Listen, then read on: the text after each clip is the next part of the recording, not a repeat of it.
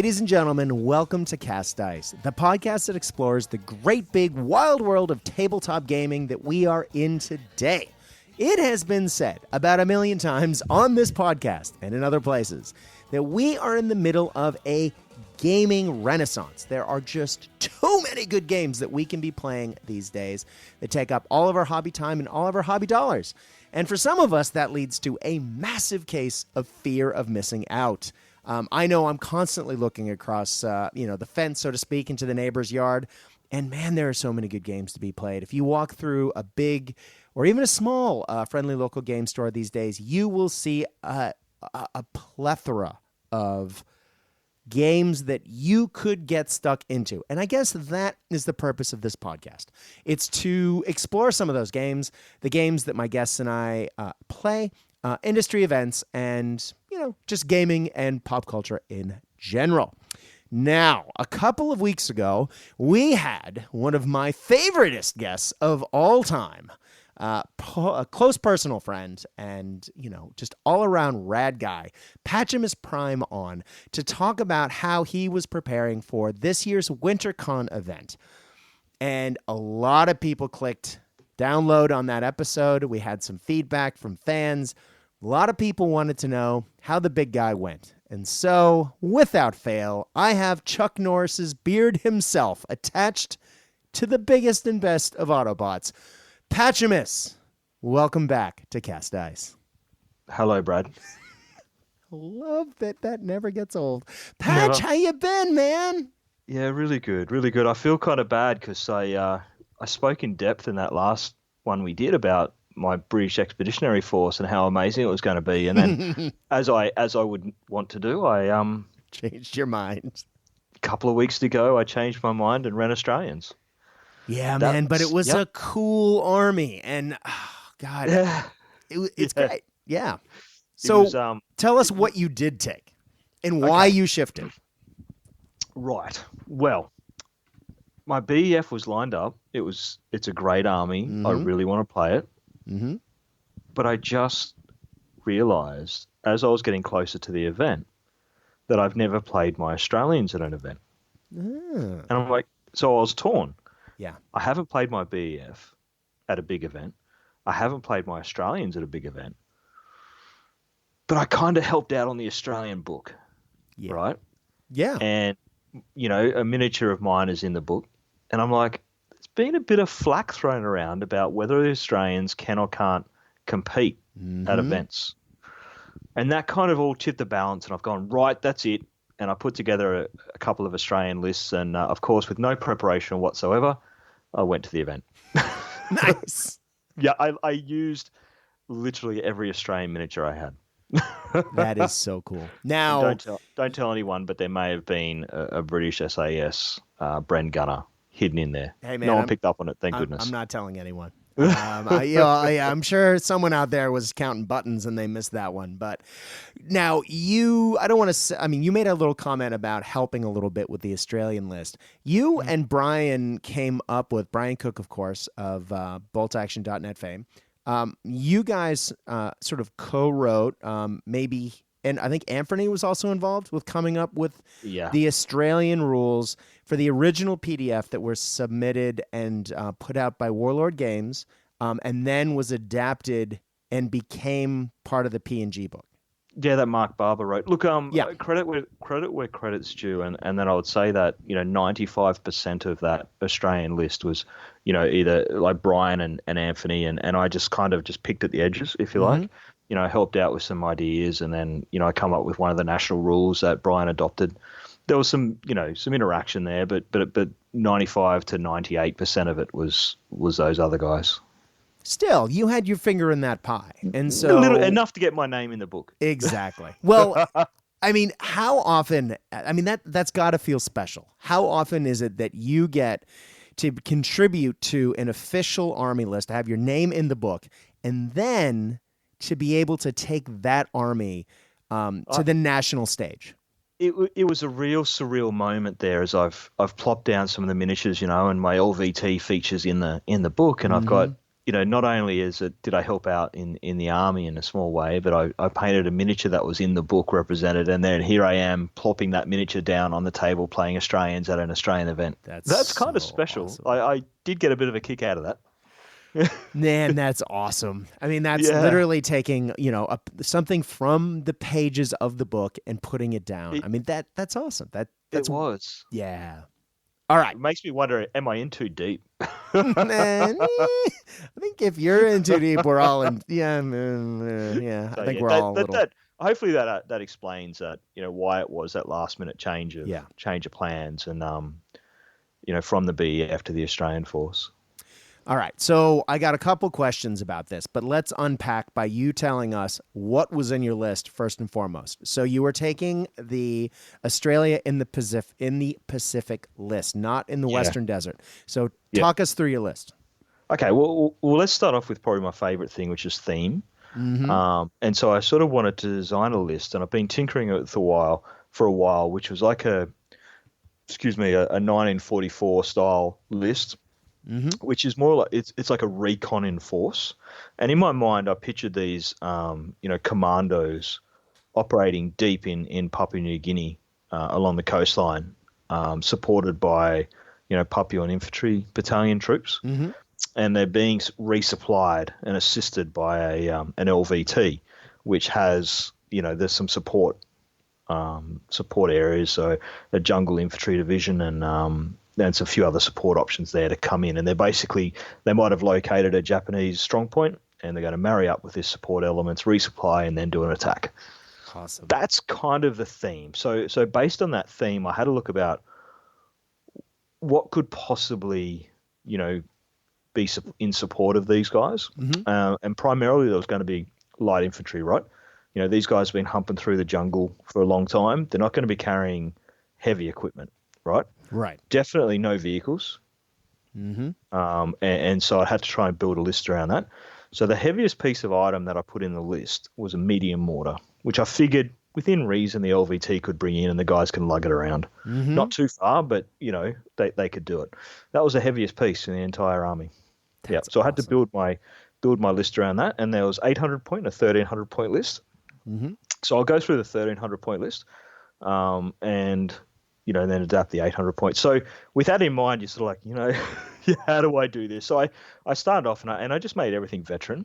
Two reasons for it. One is that with an all infantry force, I feel like you need to have some survivability on the table. And the second thing is to make 1,300 points, I needed to make them all veteran because I didn't have excess soldiers hanging around. Mm-hmm. If I'd made them all regular, I just wouldn't have had enough troops for the points. And so I made everything veteran. And a single platoon as well, which kind of bucked the trend. I'm going to do a single platoon at 1,300 points with primarily infantry models. Mm-hmm. So all veterans. So a first lieutenant was going to run the show. Nice. No buddies, just a single first lieutenant. Then I had 3 squads of Papuan infantry battalion. All, as I said, everything's veteran in this list.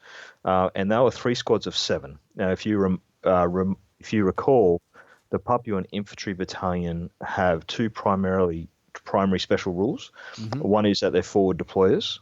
That's right. And the other one is that they've got field craft, which allows them to run 12 inches across rough terrain like it's open terrain in the first turn. That's right. That's quite an important thing to remember. Mm-hmm. So how many? So you had 1 squad or 2 squads? 3 squads of 7. Wow. Okay. Cool. Nice. Yep. So they cannot take anything larger than a rifle, so correct. No LMGs, mm-hmm. and the NCO can have a SMG. So that's it, 1 SMG and 6 rifles per squad. Mm-hmm. And then I had an 8-man squad of independent company commandos. Mm-hmm. It's a big squad, like 144 points worth, ooh. But 6 SMGs, an LMG, and a rifle. Mm-hmm. Then I had a jungle division. Infantry section mm-hmm. at full strength, so a 10-man squad of that at 162 points. Whoa, mate! Big squads, lots of points. Then I had a scout team, mm-hmm. little 3-man scout team, medium mortar, sniper, Piat, flamethrower. I then brought in a forward observer, air, right? Mm-hmm. And I think we'll chat about that in greater detail in a little bit later. Yep. And to top off the list, I have a veteran LVT Buffalo. Love it. With the upgraded HMGs at 178 points. So good. Insane, right? And so that was my list, and I felt it was very themey. It was sort of it had some natural restrictions that I placed in there. You know, no Stuarts, no vehicles, effectively, no Jeeps to run my flamethrower up and take people out. You know, nothing like that. So I felt, yes, it's a veteran list, but it's still hard mode because there's none of the tricks that you would normally see. And I knew going into this event that 1,300 points, people are going to bring some serious hardware. Oh, yeah. And I really had very little to counter them. So I needed effectively a very strong, deep army that could survive the hits from tanks and things like that. So that was my 1,300-point list. The 800-point list was really just downgraded from that. I took away the Air Observer. I took away the LVT, and I took one squad of the Papuan Infantry Battalion and just lost a couple of troops from the Jungle Division and Commandos. Man, to make that's 800 cool. points. Yeah. So that was the very thematic, in my mind, Australian Jungle Division. Nice. Yeah. Now, thinking about how that all goes together, as you say, you don't have a lot of the quote unquote meta choices. I mean, you do have the sniper, you do have veteran infantry, you do have a medium mortar, but you, as you say, you don't have the tanks. You don't have the anti-tank in particular assets, other than, I mean, if you're really going to get into it, possibly. Oh wait, did you say you had a Piat? I did have a Piat. You did have a Piat, but of course that's short range, and everyone loves to point that out. But you do have the Air Observer. Now, as we talked about in the CanCon post-event analysis, there was one Air Observer. One person took an Air Observer, or was it one? I mean, it was one. Artillery? It was one. So I guess I have to ask: in a land of 1 million pintle-mounted machine guns, how did it go? Right. So it came in once. Oh, yeah. So you got to remember, I only ended up playing 4 games because I took a buy for one of the games. 2 of those games were 1,300 points and 2 was 800 points. So I only had the option to bring the Air Observer in twice. Got it. The first game, it did what's on the box. It came in and actually killed an 88. Oh, yeah. So that it did what it was meant to do. The second game, a Japanese knee mortar took it out at start of turn 2. Wait, the Observer. I was like, how does a knee mortar take out a plane? I'm with you. Took out. It rolled a 6 on a check on a thing and killed my Observer at the start of turn 2. Nothing came in then. Oh, that's bonkers. Didn't even get it shot off. Yep. So that was quite disappointing. So all up, but in saying that, there wasn't a great deal of, like, I'm torn on it. One is that it's got a great fear factor, even though it's kind of terrible now. People still get really concerned by it. Oh yeah, they do. Because what it can do if it all works. It only needs 3 hits, and you kind of, if you've got enough pintle mounts, look, you're going to get 3 hits on it. Needing 4s and 5s, you're going to do it, and it's it's a bit of a waste. So I think it needs a rewrite. That's my opinion. I think the Air Observer, it's gone too far one way, and it's not become a useful addition to any army, really. I probably wouldn't take it again. It's only that it was very thematic, and that I had a Hurricane, I think it was, or I had a Tomahawk. And it was thematic for the thing. Like, I didn't have any other support, and they would have had support from the Australian Air Force at that time. Nice. Yeah. Well. Oh, that's cool, man. It was good fun. So I can take you through kind of how the games went. Yes, quick. please. So hold on. You played 4 out of the 5 games. Which was your bye? Was it game 3 on day 1? Yeah. Nice. So you're able to get in 2 of the smaller games. You missed sort of the middle size, and then you went for the 2 large. Is that right? Yeah, it alternated. So the first game was 800, then 1,300, then 800, then 1,300, then 800. Got it. Yeah. So you only had go ahead. 2 cracks at the 1,300 list. I just assumed it was the other way around, given that it was only 2 games on the second day. But no, okay. Yeah. That's me making an assumption. All right, Yeah, cool. that might change. It might change next time because we started to run out of time on the last game. All right. Well, let's talk about the event itself then. So, Sure. if looking at the meta numbers from CanCon were anything to go by, late war Germans are definitely a thing that I'm assuming that you ran into. And having spoken to you a little bit prior to recording, I know you love playing late war Germans, he says sarcastically and winking heavily at the microphone. How much fun did you have playing late war Germans, Patch? You know what? I had a lot of fun. Nice. And funnily enough, we can speak about it, but my Australians were a perfect match for them, which has not always been the case. Usually I've suffered terribly at the hands of late war Germans. However, the Australian list is an excellent counter to them. And so, yeah, 2 out of the 4 games were against late war Germans. 1 against Japanese and 1 against Australians. All right, which now is fascinating. That's such a cool game. We've got to talk about that. Yeah, okay. Let's get into this because I can hear the internet saying they wanted to get into this. So talk to us about your first game because you were playing. I believe the first round you played someone Chris, who's played quite a lot of Bolt Action and has won quite a few events. Was it Chris McConis? Yeah. Now, Chris is an absolute veteran who has been running a similar style army, so it's like a late war SS army pretty much for the last 4 or 5 years. He's very, very cluey, very good player. Yeah. And him and I have played, quite a few games, and I've never even gone close to winning. And so Chris and I drew the first game, and I'm like, here we go. Yep. And we played Demolition. Now, I got to talk you through this game. Okay. Right. So given that my army, as you might work out, with forward deployers and these sort of, veteran troops, I needed to be aggressive with it. And where I think people might fall down with the Australians is they try and play them like a European army.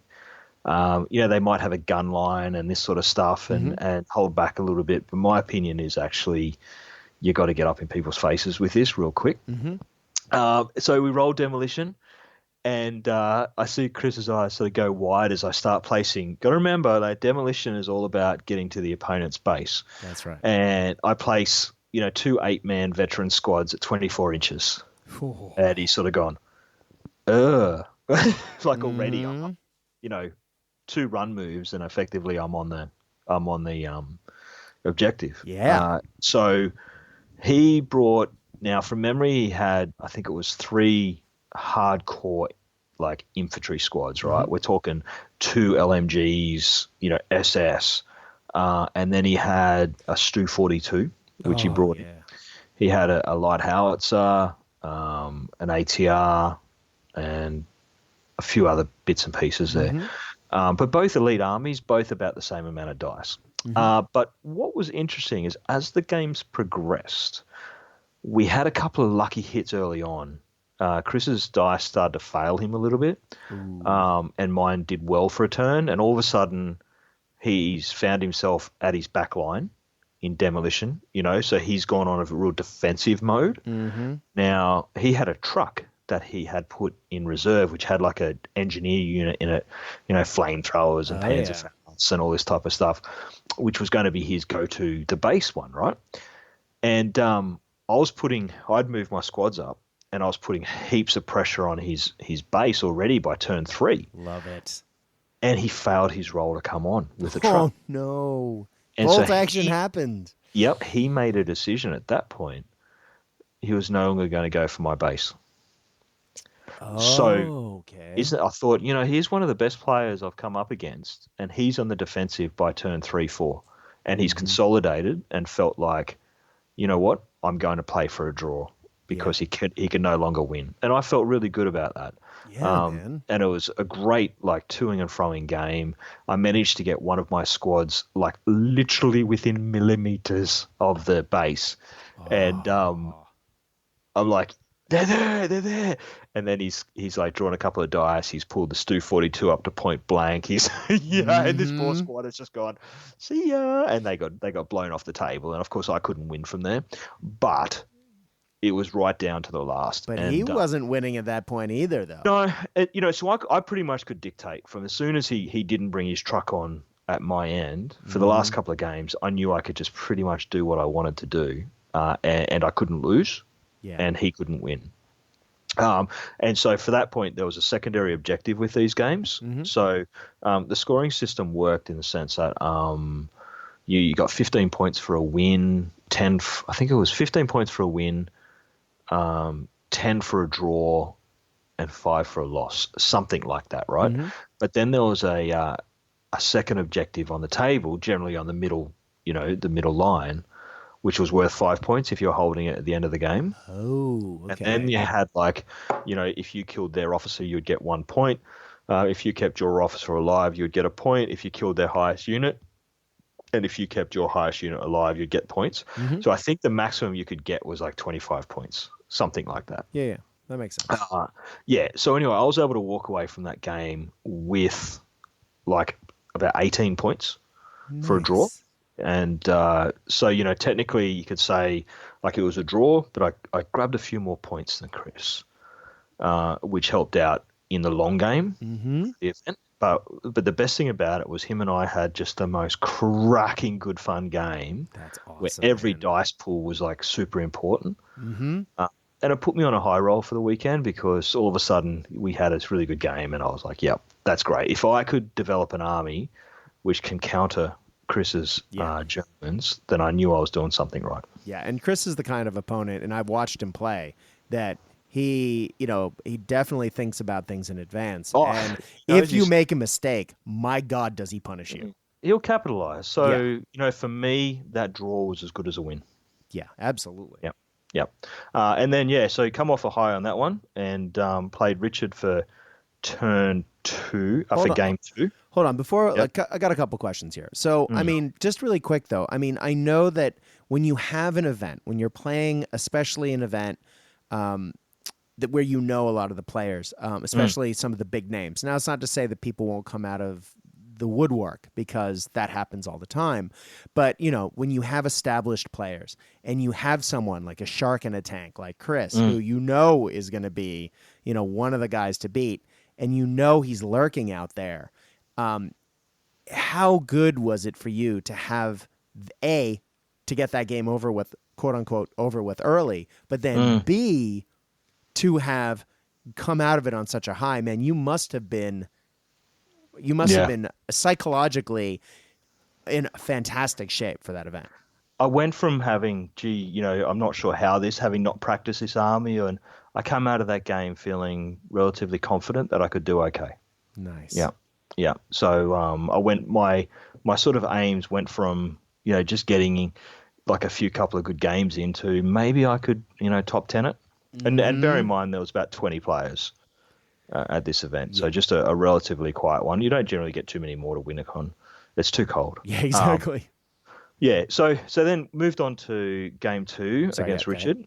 And Richard is a relatively new player. He came last year, not greatly experienced with the game, but he's a good fun guy to play. And he wrote a list which are not exactly meta.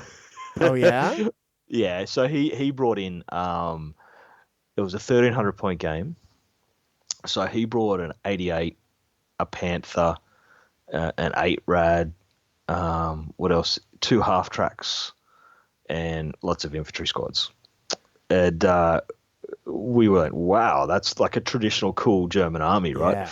But lots of hardware invested, like lots of points invested in hardware, and especially a lot of points invested in hardware that would take out other tanks. Yes. Guess what I didn't have? Tanks. Yeah, I was just thinking that. I was going, big super heavy AT on the Panther, check. Super heavy AT on the 88, check.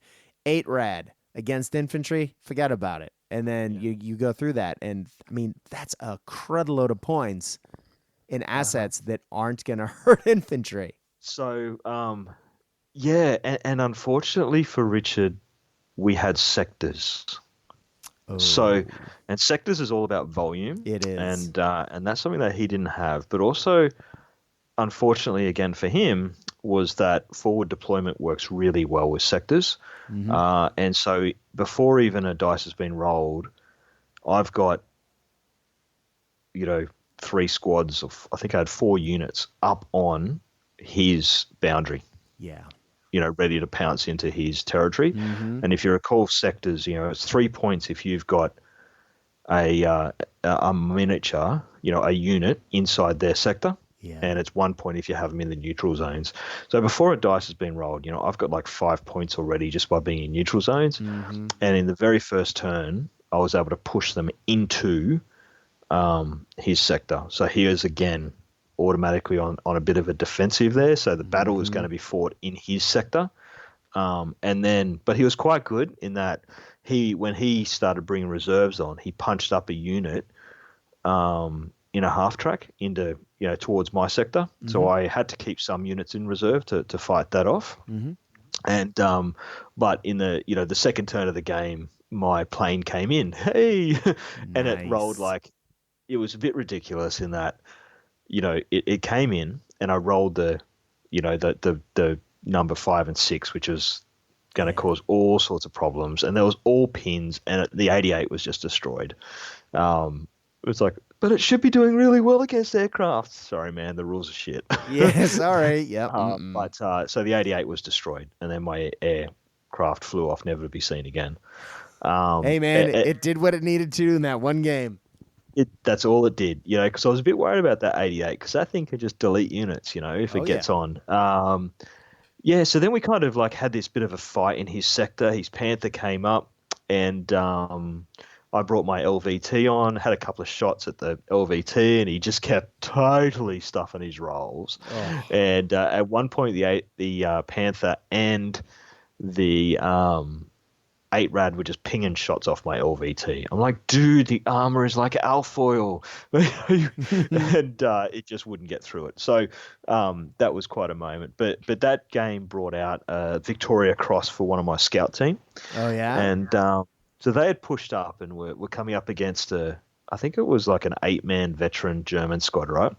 And these little 3-man team pushed around the corner, got some shots off, and killed one of the veterans. So they then returned fire and killed 2 of my scouts. I'm like, oh no, there's only 3 in the team. Yeah, right.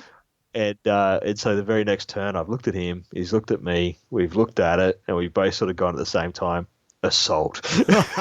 Nice. There's only one thing for it now. And I rolled the dice, and he assaulted, right? And I rolled, because he's got an SMG, I rolled a 6, and then I rolled a second 6. Oh, he then goes to roll back, and it doesn't roll a single 5 with his remaining troops. So they're wiped out.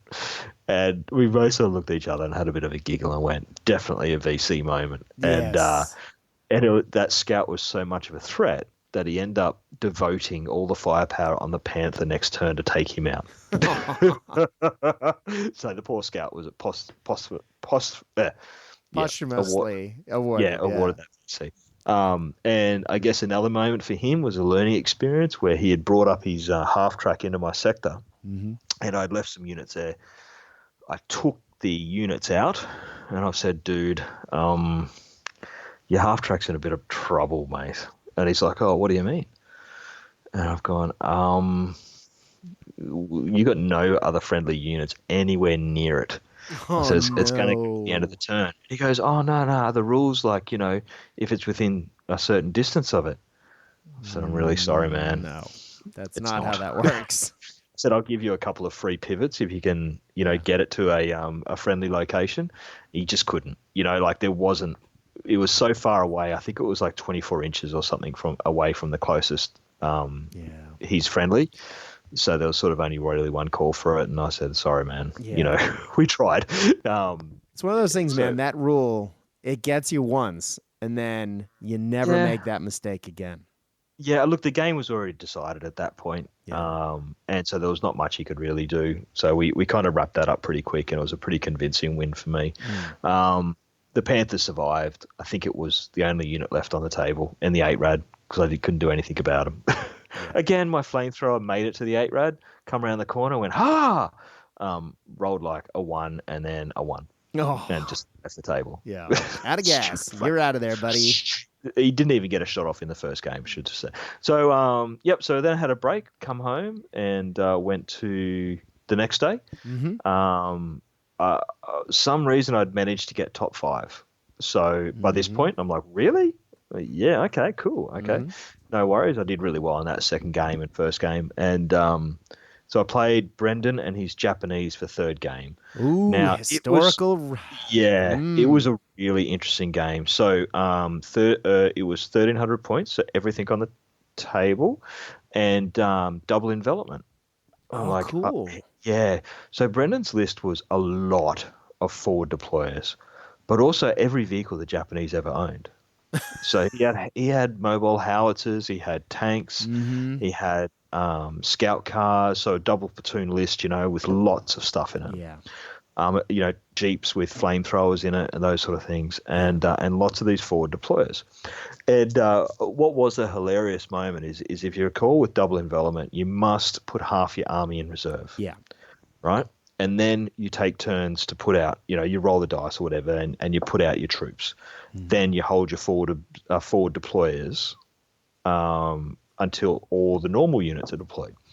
And I've looked at Brennan and I've put down my mortar team, and I've said, I've deployed.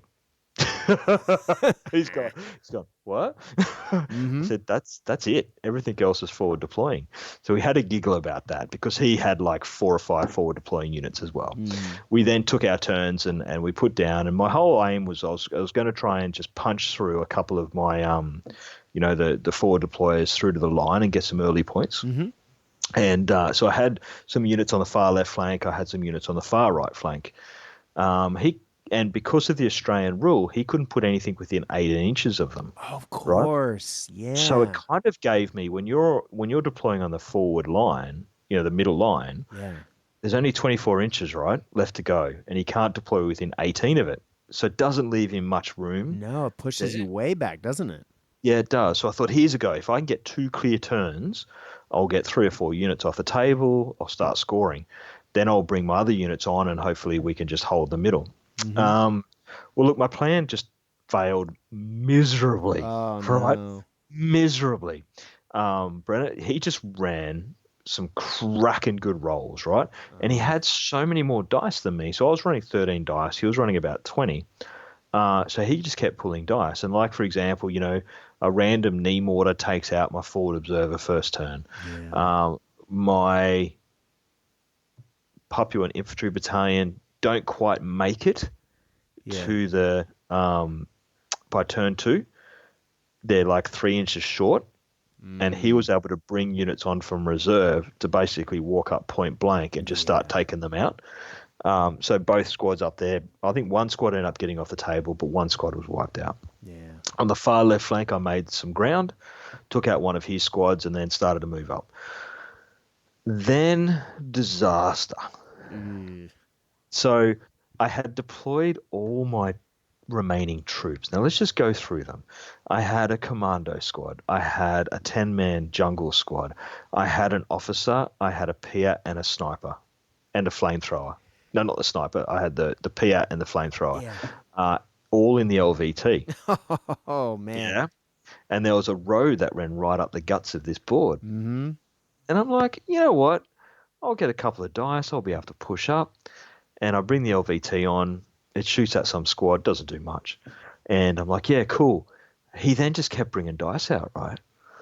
And he just pulled dice. And so he pulled out his Jeep. And his Jeep comes on. Of course, it can travel like 24 inches, right? Yep. And I'm going, that's pretty close. And that's a flamethrower. Jumps out. And then he's just within 6 inches of the LVT. And I'm like, all my troops are in there. I hope he just, stuffs his roll. Well, of course he does. And he rolls a 6. Yeah. And then he rolls a 6 for pins. Oh. So he destroys the LVT. And then he rolls all these pins. He actually ends up killing my officer, my flamethrower, and my PIAT team, plus the LVT with one shot, right? Jesus. With one shot. He then puts like 6 pins on both the commando squad and the jungle division squad. right? He then lands 2 knee mortars on the squads, zeroed in, putting like, I think one of the units was up to like 8 pins. And I've looked at this is turn 3. Yeah. And I've looked at the table, I've looked at what's going on, and I've said, I think we can probably call the game. Yeah, good game. And he goes, look, I'm sorry, man. But like, it was one of those turns where literally it was like 6 or 7 dice in a row. And with every single one of those dice, he was killing a unit, or he was zeroing in with a mortar, or he was doing something amazing. So half my army was destroyed before I even got a chance to activate a dice in that turn. And I sort of said to him, look, this is just all feel badsies now. There's no good outcome for either of us in this game. No. I said, I will concede and give you all the points. There's no, and I'm happy to take the loss, and let's not play this out, because it's just about you torturing a puppy right now. Yeah. Because I had nothing, man. Like all my hard hitters had gone, everything I could do to possibly respond. Because we talked through it from there, and I said, you've got 2 knee mortars that are already zeroed in on this unit. Yeah. And I could rally to this death. unit. Yeah. Yeah, but you're just going to keep racking pins back up. I'm never going to get a chance to activate. This one has 6 pins, but you have a howitzer within point blank range that's just going to start targeting them. You have your tank who hasn't even shot yet. It can just come up. There's absolutely nothing I can possibly do to even pull a draw, And so we had a good chat about it and went, yep, let's just concede. And I said he can have all the points, like, for the special objective and the killing, all that stuff. And so for him, that was a good win. For me, that was a disaster. But it was one of those games, should I have brought that LVT on with all the troops? Well, no, I shouldn't have. But what if I had pulled the next couple of dice? Yeah, right. And my flamethrower had got up there and been able to take out his tank. And then my Fiat had done something and my squad, you know what I mean? Yeah. It's bolt action, right? Yeah. And as we all know, bolt action happens. As we said when in your game against Chris, the dice didn't necessarily go his way. In this case, it went the other way. I mean, swings and roundabouts, man. Swings and roundabouts. So anyway, walked away from that game going, oh, blah, and that was horrible. Yeah. But you always have one of those games, I think. Oh, yeah. And, all credit to Brennan. He did really well and deserved the win. So last game was a cracker. So I played Paul, and Paul and I had played against each other before, and he's been playing Australians now for a couple of years, and both late war jungle. And we kind of just manipulated the draw a little bit so that we get a chance to play each other on the last game. And the mission was basically no man's land. So it was like attrition, just kill each other for last game. 800 points. Let's just go at it. And we had a bit of a chat, went, let's do exactly that. Let's just go from turn 1 and let's go at each other. And we'll make a pledge at the start of the game. No using the down order. Oh man. So this benefits neither of us, right? Yeah, right. If we're both going to say we are not going to no matter whatever happens, we will not use the down order.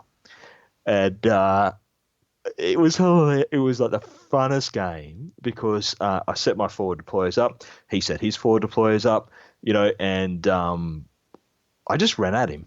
Like literally got my squads and just started running. And he's like, oh, cool. And he started doing the same. And we met sort of just over the halfway line. And I was just, if there was an opportunity to assault, that was my first call. Mm-hmm. There was no shooting, I would just assault. And there was some absolutely cracking good fights. And but after probably about turn 4, we sort of punched for punch, and then I just started rolling up a couple of his squads.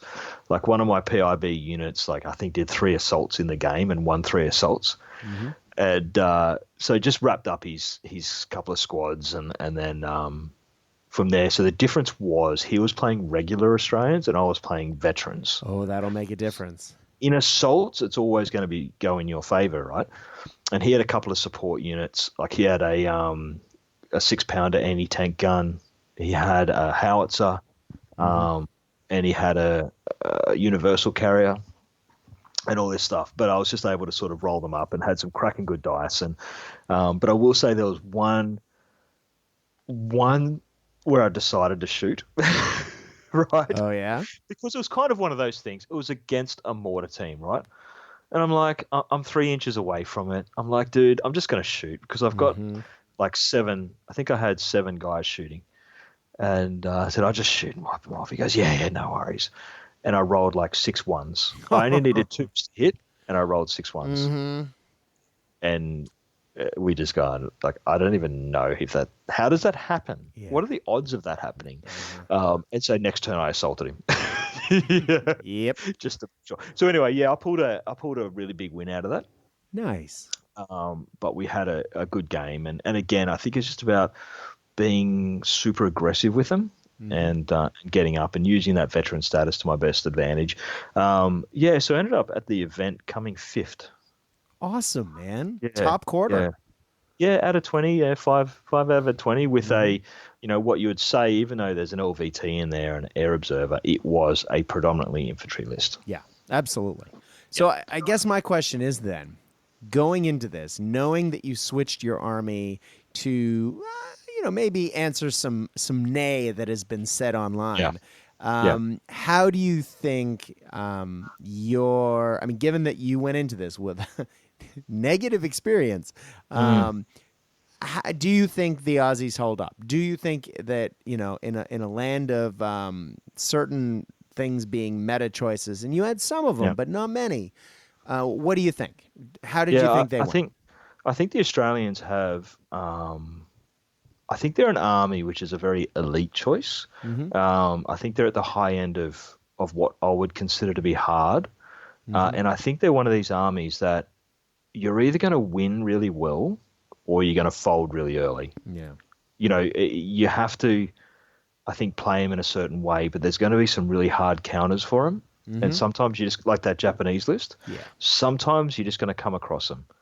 Are they what I'd consider to be like a number one? If you were going to go, I am a super hard player and I want to win a GT or a big event, I think it would be hard pressed to take them, because I think they've got that elitism about them, which is not going to have a lot of good counters for some units. And I said there's some really good hard counters for them out there, but you're going to win most of your games, I think. Yeah. Yeah, if you learn how to play them. Yeah, exactly. If you're playing them right, the rules really do lean into certain styles of play style that, being able to, reverse away from people if you need to, being able to forward deploy, especially with the units you were taking.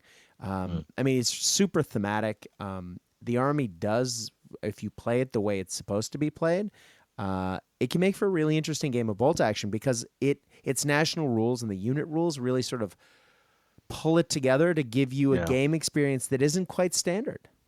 I think so. Look, and the other thing about my list was when I built it, I was really counting on being able to outflank. So the LVT would come on an outflank with so many troops, right? And be able to sort of dominate the backfield from turn 3. Unfortunately, in my opinion, there's too many missions which cancel flanks. So the 2 big 1,300 points I did, one being sectors and the other one being double envelopment, you're not allowed to flank. No. Yeah. So that takes away certain aspects of the army. My opinion is I think you should be allowed to flank, but I get it. We know why double envelopment style missions, they took away the flank because people would wait to turn 4 or 5 and just drive on and drive off, right? Never seen that in a game patch. What are you talking about? And of course, sectors, you just wait and then pop into their area. But it just takes away a bit of the ability of the army. Yeah. Because a lot of it, like a lot of their special rules, rely on flanking. Yeah, you're right. You got to remember, like if you want to look at the army itself, it's an infantry based army with not a lot of access to vehicles. Yeah, or big heavy weapons. There's nothing if I'm bigger wrong. than a light howitzer. Yeah, it's a light howitzer, right? Yeah, that's right. Yeah, and it's not even it's not like the UK one. It's not like the 1825 or anything like that. It doesn't have an AT capability, right? And nor does it have a gun shield. Yeah, that's right. So if you want HE, Australian Army is not for you. Yeah. And again, if you want AT, there's been some concessions made in the list where you can bring in a 6-pounder. You can even bring in a Matilda tank, and you can bring in some Stuarts. I guess if you want to play that thematic infantry-based army, you may not have them available. And let's face it, the Matilda is not the best tank. No. I mean, look, the Frog's not bad, but you need to get it close with that flamethrower. You do. And that's the thing, is that's a slow tank that's going to take a while to get there, and it's quite vulnerable. The Stuarts, I think we all have our feelings on Stuarts. It's not the 5 mmg one, but it's still like, you could easily, like if I wanted to get a super competitive list, then I probably would include a couple of those. Yeah. And it'd still be relatively thematic because there were battles in, I think it was Boonagona, where they were used. They were horrible, and they were quickly removed from service because they were quite vulnerable. But they were there, right? So that's cool. They're in the list. You can use them. Yeah, I mean, I really like the idea of, I mean, even the M501, where you have just one machine gun and one light AT gun. I mean, those are solid, cheap, dependable little tanks. Yeah, they are. I mean, just cheap little tanks. That, like when you were talking about the Japanese player. As a Japanese player myself, I don't look for the infantry horde of. That isn't what draws me to the Japanese. What draws me to the Japanese are the weird ass, and I believe Brian Cook described them once as almost steampunk looking vehicles that you throw down on the table and you go, what the hell is that? Because they're glorified just a step up from World War I technology. I mean, they're literally like Christie fast tanks and I mean, they're just photocopies of other people's tanks with paper thin armor on it. But in bolt action terms, what that means is cheap tanks, lots of MMGs, light AT guns or light howitzers, which can put, pins on vehicles. You're not going to, one-shot a Tiger with that. But, you can, how many can you get for the price of a Tiger? 3. There's also not many Tigers on the table. Yeah, exactly. So, I mean, it's all about how you build your list and what you want to do with it. So, for sure. Yeah. I mean, how many points is that LVT? 178.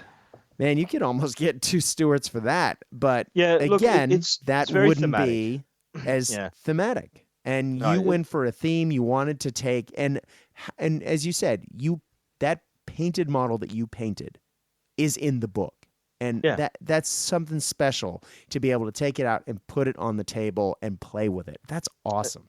And the rest of the guys thought the army was quite thematic as well, because I got voted the Hanno Mag Award. Nice. Hanno Swag. Yeah, the Hanno Swag Award. So I was really happy with that when people sort of recognize the effort you put into trying to make a nice thematic army, which is not necessarily meta. Yeah. Yeah. So anyway, look, I had a really good time. Really happy to play after a bit of a, it's been a year since I played in an event. And so, touched off that interest. The community's still going very strong here. A lot of new players. That's cool. And a lot of positivity walking away from that event with people going, and I will say one guy I was quite chuffed, one new player, he got the Best Painted Award. And he had this really good, nice looking British winter painted force. Oh, nice. With the Churchill crocodile in it. I think it's a crocodile, right? The Churchill tank with that flamethrower and the trailer it carries around. And he came up to me at the end of the event. He's going, "Oh, Badge, I can't believe I got Best Painted. I can't believe it. I was going to ask you for some painting advice." And I'm like, "Dude, it's totally well deserved. I'm really happy for you to get that." Yeah. And he was so chuffed to have beaten me, Yeah. And I'm like, "No, like you did really well, man." And we had a good chat afterwards. Anyway, it was a really nice little moment. Awesome. And I'm super happy that he picked it up and that he was happy that he beat me. Yeah. I was really happy with that. Oh man, that's awesome. Yeah. You have won a lot of painting trophies, and so I have. Yeah. So and I can hear you going, but those are all well deserved, and it's great to have young blood take it every now and again, just to go, oh yeah, Yeah. Well, like I didn't feel for a second like that should have been mine. Yeah. You know, I Mm-hmm. felt that was so good that people are at that level where they're beating me, Yeah. right? Not Mm-hmm. because I'm such a good painter. And yeah, I'm kind of like, I guess if you want to look at it, I'm the reigning champ for the last couple of events in this. Yep. And I was just, like I said, really happy that someone was able to pit me now. And you know Mm-hmm. what? It might just push me a little bit further for next time I to was gonna say reclaim the crown. that's it. Yeah. Well, that's that. I mean, literally, that is it. It keeps things from being stale. Not that you are one to sort of fall back on one style of painting. I'm not looking at myself there, but you are constantly innovating. But I think it also says a lot about where the game is in Canberra, and I guess in the Eastern Australian states, because a lot of those players are interstate. But the fact that people are upping their game, the fact that we are seeing beautiful armies being brought to the table, I mean, that's huge. Yeah, it's really good and new and interesting stuff. And Mm-hmm. yeah, so I look forward to the next one. But do you want to chat now about my little other project Oh, that I did? you know I do. Speaking of painting, and I love that we talked about this before we started recording tonight. And I was like, "Oh man, your new project's awesome. The new army's fantastic." Blah blah blah blah. And you're like, "Yeah, I've only been working on it for a couple of weeks." And I was like, "You son of a." So, Patch, break my heart. Talk about this, and then I'll remind people that you've been painting it basically since we started recording this podcast today. Well, I mean, look, the caveat is Yeah. let's go back Okay. now. I as you'd be aware, I'm quite an active member on Paint All the Minis Yes, you are. Facebook page, Mm-hmm. and Dan Adams over there runs it, and a shout out to that page should anyone want to go look at it. But Oh, anyway, it's we'll great just stuff muck on it. that page. If you are, by the way, if you're not on the Paint All the Minis page and you're listening to this, go to Facebook, Please go. go Yep. there, check it out, like it, follow it, Such a and positive page. it's a And great community. so we're mucking around, with a few of the boys at the start of July, Mm-hmm. right? And we're like, you know what? Let's paint some Old Hammer. Mm-hmm. And what Old Hammer is referring to for those, is like the old Games Workshop fantasy miniatures. My era. Old. Yeah, Yeah. because I had a bunch of these old miniatures hanging around, and some of them are for like the 80s, Yep. and we're all mucking around, particularly Andy Singleton and one of our favorite UK painters, Brad, Mm-hmm. and of course Brian. And I sort of set a challenge. I said, look, you know what? Let's just paint some old hammers for fun. There's nothing to it. Mm-hmm. Everyone who wants to do it can do it. If you don't want to do it, that's cool as well. There's no prizes here. Just paint some old hammer stuff. And so I had some various forest elves from like the 80s and 90s, super old stuff. And I painted up a regiment of them in like 3 or 4 days. And I'm like, that looks pretty good as a unit. I could do another Kings of War army out of this. And I looked at my various bits and pieces that I've got lying around. Mm-hmm. Got a lot of elves. But you know what else I have? I've got a lot of dark elves painted already.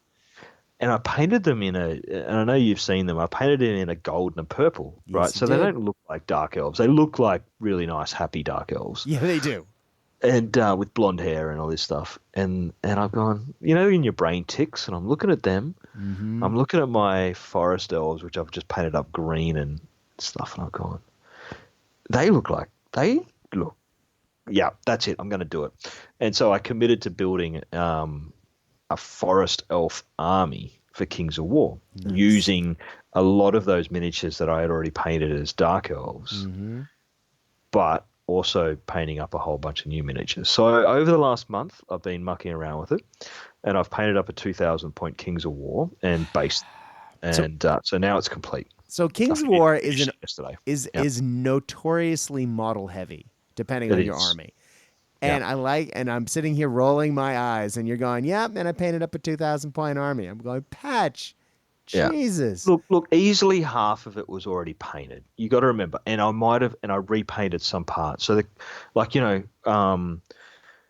Blackguard. So the Dark Elf Blackguard. Mm-hmm. So I had like 14 of those already painted, and what I did was I went in and anywhere that was purple, I just repainted green. So cloaks and that sort of stuff, right? And so that really only took me a night to repaint the green. Then that unit was ready to be based. So, that's the context, Brad, is that there was a lot already painted. Over half the army was already painted. Pat, you're talking to a guy that spends over a week to paint bases that don't have models on them. Yeah. So, yeah. So I was able to power through them, and 2,000-point army ready to go. Awesome. Okay, so talk to us a little bit about what's in that army, because I know you've definitely been putting some thought into it, and I know we're shifting heavily gears here, gang, from game systems. So I know that you've got some witch elves that you're going to do kind of a war dancer thing, and I know you've got your blackguard. Talk to us a little bit about what's in this army, and I guess what goes into a Kings of War army, because army building wise, you need to have a certain number of basic troop choices to unlock monsters, elite choices, and leaders, right? So talk us through this process. Yep. So everything within Kings of War is based on a unit size. So you got troop, regiment, and horde. On top of that is a legion. However, a legion doesn't get you any more unlocks than what a horde would, from my understanding, and only limited to a certain number of armies. But effectively, if you can look at this, if we look at a basic infantry soldier, a troop will be 10 guys. Right? So 2 ranks of 5. That's your basic thing. So if you think about that, if they're based on 20 mil, you're looking at 100 by 40. That's going to be your basic troop one. Then you go into what is a regiment. Now, all a regiment is basically tucking 2 troops together, one behind the other. Right. So instead, your frontage is still going to be the same at 100 mil, but your depth now turns to 80 mil. So you're adding ranks, You're adding ranks. Once you then go to the horde, you extend the front rank. You're only 4 ranks deep, but you've got a greater frontage. Now, as far as troop goes, it sort of goes, so 10, 20, 40. So what a horde is 2 regiments side by side. So it's now a 200 mil wide frontage, but it's still a 80 mil going backwards, going deep. So you're going from 10 to 20 to 40. So basically it doubles each time. Yeah, but there's a caveat, which is in the rule book, which is called minimum model count. Now, there's 2 ways that it's looked at with minimum model count. Love it, by the way. Yep, go ahead. The first way, basically, minimum model count is half plus 1, right? So if I wanted to get a troop, I only need 6 on there for it to be tournament legal. That's right. Okay. So there's 2 ways. You either got one group of hobbyists who go all out and they want to create really good miniature pieces of art within there. So lots of multi-basing, really good things. So minimum model count looks great in that scenario because it's a really dynamic mix, right? So each base is its own sort of diorama. Correct. Yep. And then you've got the other way, which is that basically people just go, well, I only got to paint up 6 and it looks really bare, and they just use movement trays, but it's legal. You know what I mean? Yeah. So it's a kind of a way out for those not really wanting to get too much into the hobby, but to still field an army. But it's also a way out for those who want to go over the top. So when you look at it and you look at my miniatures, for example, I've stuck to a minimum model count, but each one of my miniatures has been painted as good as I can. Yeah. And it's part of a really dynamic diorama. So within the community, no one will look at my minimal model count with any sort of derision. Yeah. So they'll be really happy with that, the effort that I've put in. So then you got unlocks. So you must, a regiment, like a troop unlocks nothing, but a regiment starts to unlock, a monster or a war machine, a hero, this sort of stuff, and a troop. Like basically, you're not going to field a whole army of troops. No. So you want to have a mix of, most of your army should be regiments with maybe a couple of hordes or a horde, and then some heroes, some monsters, and some war machines if you want. Yeah, but it's quite restricted that way. So so I was able to get together a 2,000-point army with using some high point costed figures as well, like a dragon. Nice. Yeah. So now I'm thinking of the army, and because you own a lot of dragons, which dragon did you end up using? From the zombie side, Green Horde dragon. Oh, yes. That's a great dragon. Yeah. A really fantastic dragon. But I turned it... So I should wheel back. And the first thing I should have spoken about was theme. right? So for me, with any Kings of War army or any army, I want to start off with, well, kind of what's this? I don't want to just paint an army for the meta, right? I'm not going to choose it because it's good or anything like that. I want a whole theme behind it. What's the motivation of this army? So this particular army, I've called themselves the Defenders of Forest Deep, right? And what I've done is I've sort of gone, right, this is kind of this elf-based army that have taken in some various races. For example, the Dark Elves in those, the Twilight Kin is what they're called in Kings of War. But, these guys are more like, they're elves. But, there's some humans there and various elves. And these guys ultimately respect the forest. This is their thing. They've developed this protection of the forest deep, and pretty much like they're a goodly aligned army, but they'll kill anyone who comes across their territory and dares to desecrate the holy forest. So these guys are tucked away deep in the forest of Mantica, and will only come out if their forest is threatened. So they look they're not your goodly elves, hence the dark elf taint to them. They're not the goodly elves who are like Legolas, although there is quite a few of those.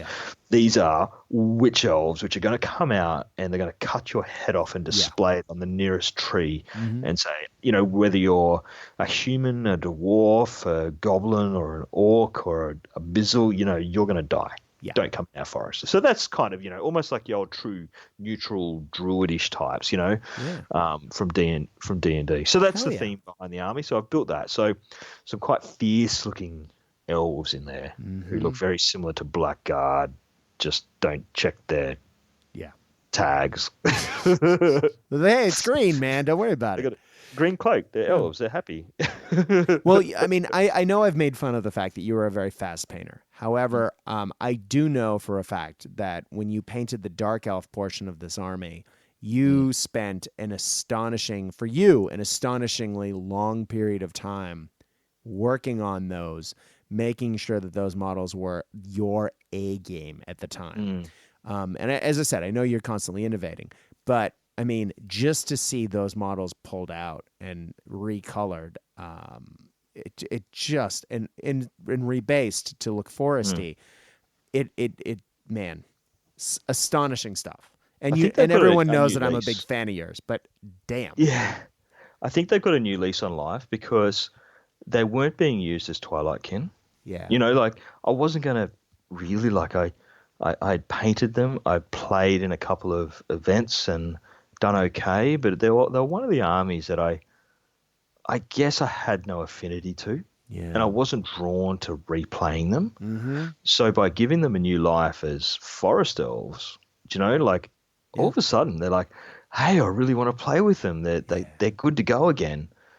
And they fit in with the theme and they're going to be quite good. And I'm really looking forward to getting some games down. I mean, I've not built the list. And Kings of War is, in my opinion, quite meta-based. There are some good units, and the top players at an event will be playing the good armies, right? And this list ain't that. So at best, I'll be mid-tier. Yeah, and I'm okay with that. Yeah, but that's it, man. It's going to look sensational on the tabletop, and, you're going to have fun playing with it. It's going to be cool. So I'll give you an example.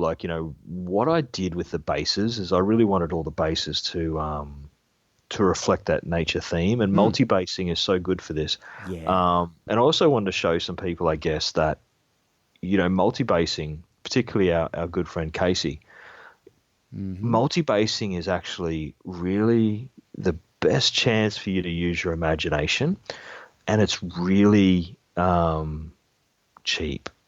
I like, to get good bases. You don't need to buy anything.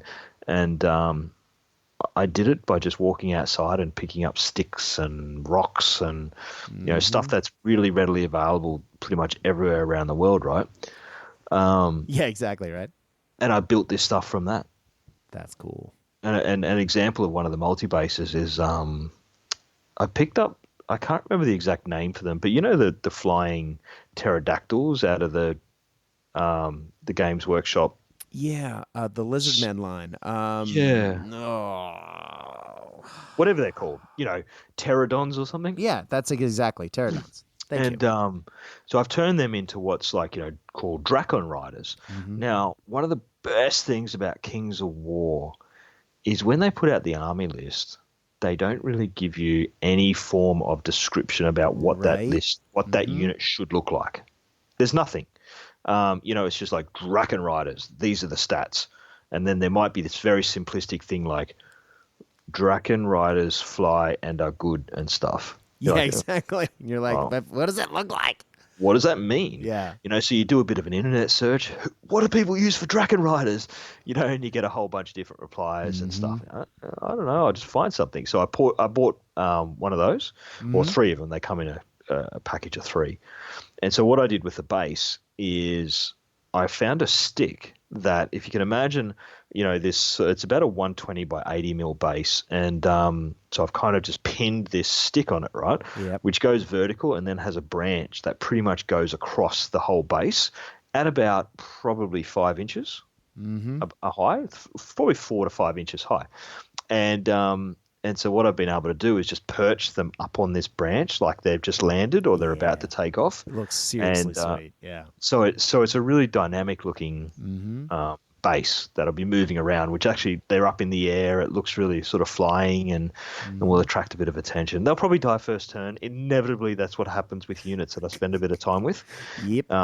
Yeah, I think it's directly proportional. The longer you spend on a unit and the more creative you are, the more likely it is to die. Especially the first time you play with them. It's the I've painted the new toy, I put all the effort in, it dies. And then as soon as you don't care about it, then it does something. Or if it's unpainted, it'll survive a whole battle. That's for sure. Not that I'll ever play unpainted, mind you. Exactly. Because I paint all the minis. Yeah, you literally paint all the minis, yeah. So that's where I'm at with that Kings of War, and I'm really happy that I was able to sort of, round that army out, tidy it up. Will I go back to it and add some units? Potentially, like I may do. I have no intention of buying anything new. Yeah. But I might be able to drag some out for my bits box and create another unit if I feel like, because we've got version 3 coming up of Kings of War out in October. Some units may get a buff, and I might be like, I could probably do with a new unit there. And I mean, the way I've designed the list is it's a super elite list, which will probably get chewed up a lot. What I'm like, it's okay, but if I'm getting my butt kicked way too badly, then in order to keep enjoying playing it, then I'll probably have to adjust a little bit. But it's good to go for the moment. It's there, it's good, and I can sort of put it aside now and put an underline in that project and look to something new. Yeah, there's that moment too of when you finish an army and you can look at it in its entirety. And I know there's a silly meme that reflects this, but it's almost that like you're standing there at the end of in sort of halfway through the 2 towers when Saruman looks out his window and there's rank upon rank upon rank of Uruk-hai in front of him, and you go, yeah, I did this. This is my army. Let's go do something with it. And it's just it's that sense of accomplishment. It's such a me, I'm a completionist. I love completing an army. And then it's kind of sad, but once it's completed, I lose a little bit of my feeling of completion is there. And then, as you know, I'm quite happy to shift armies off, and I don't tend to hang on to them forever. But that's my thing. Love seeing that army completed. Yeah. Oh, it's so cool, man. So cool. I hope people have enjoyed our chat about that. Yeah. I hope they do too. Well, Patch, it's been, as always, a total pleasure to have you on, man. Now, I do need to quickly say something before I let you go, though. Operation Bear. We did do a whole episode about this a while back, and I did have to let that event go. That is the event that's coming to Melbourne on August 4th. I will not be tournament organizing that event. I've passed it off to a friend of the show who's been on many times. One of the most analytical gamers I've ever met and played against, who's also a hell of a lot of fun. Our good friend Lee Avery is now taking that project on. I believe there's only a couple of spots left. He's capped to the event at 24, I believe. And there's some amazing prize support from War and Peace Games, who are, of course, the Australian distributor for Warlord Games. Man, they have come out swinging with some awesome prize support for this event. Guys, if you haven't been to War and Peace recently, they have tons of new stuff for Saga. They now carry Games Workshop stuff. They have diversified in a big old way, and they are carrying some awesome toys. I know a lot of people have been asking me where I've been getting my Battletech stuff from, because I've been messing around with that game.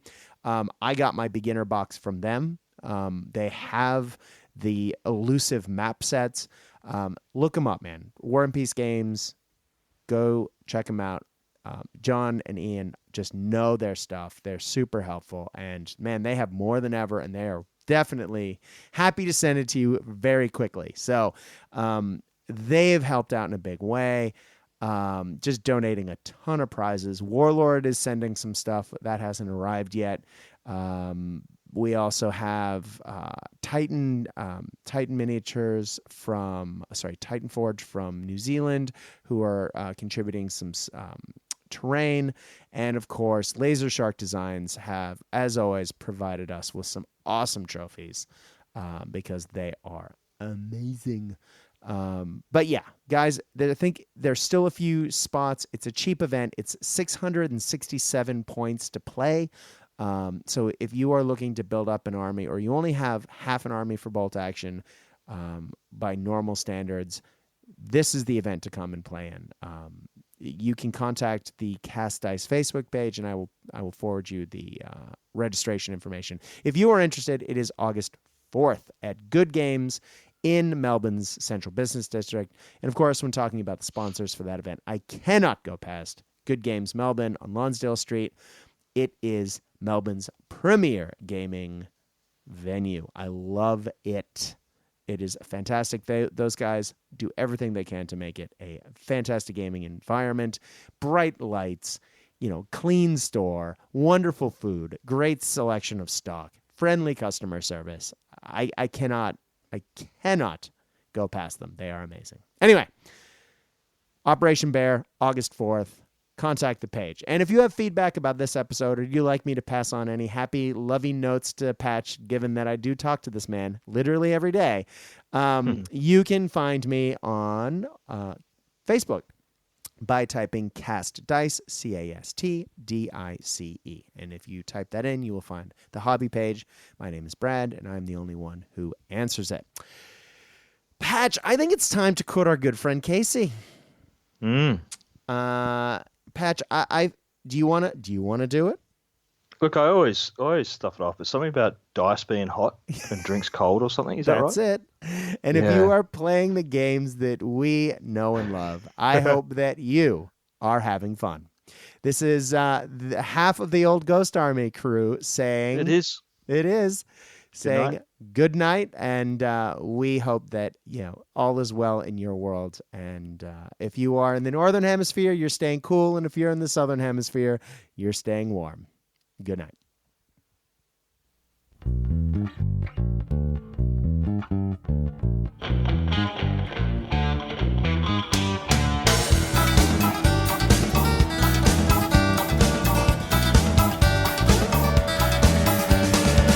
Another day rise in Paraguayan sun. The food cracks open. Another Heineken. He's all alone. He's in his little room. He's all alone with a Burmese python and a loaded.